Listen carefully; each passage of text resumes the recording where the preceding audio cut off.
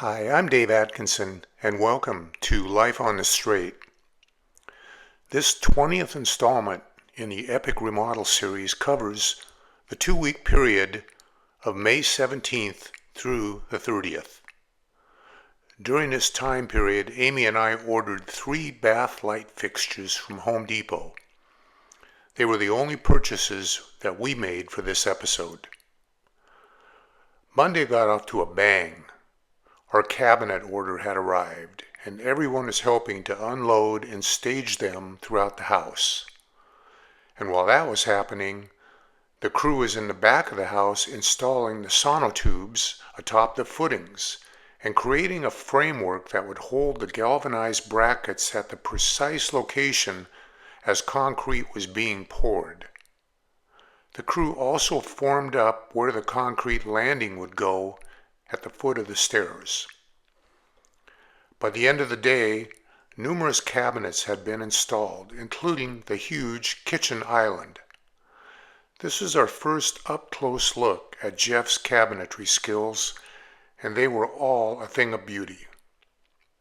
Our Kraus farm-style sink in the kitchen had been stored out in the barn, but was now brought in for installation later in the week. On Tuesday, the cabinetry continued to be installed. While Monday concentrated on the lowers, the uppers were now going up. The pantry cabinet installation was nearing completion, and out in the kitchen, the drawer fronts were installed. Outside, the crew was installing the Hardie panels below the sunroom that will create weather protection skirting. The new insulation below the deck would be a game changer in making our sunroom a comfortable room to be in year-round, but the skirting would prevent cold winter winds from freely flowing below the deck. Creating a still airspace below the deck would assist the insulation in keeping the sunroom floor warm.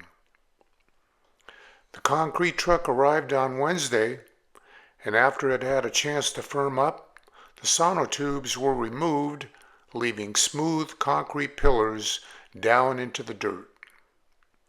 The bathroom cabinets were installed, and the large island doors had been installed. On Thursday, the forms around the landing were removed. The crew moved the dirt back around the concrete pillars. They also installed the Hardie panels on the house below the sunroom deck. The cabinet installation shifted to the laundry room, with the uppers going in, along with a large floor cabinet, and Amy's beautiful new desk also went in. The tile guy was back, finishing up the backer board installation in the sunroom. I don't show much work happening on Friday or the following Monday, but the crew did get more of the skirting completed. If other subcontractors had continued with their work, we don't have any photos, although I think that the tile guy was busy installing backer board throughout the house. Tuesday was back to work, and by the end of the day, much more backer board had been installed. The rod in the laundry room had been installed, and our farm sink had also been installed in the kitchen. The crew brought the range in from the barn and staged it in the living room area. On Wednesday, Amy and I, after months of searching, settled on the countertop material we would use in the kitchen, pantry, and bathrooms. It was from Spectrum Quartz and was part of their elegance collection called Fascination. A mixture of grays and whites, it reminded me of a flat beach where shallow waves would create a sheen of water just above the sand, shifting it around in various patterns. We brought a sample tile of it back to the house to see how it looked sitting on top of the island cabinets.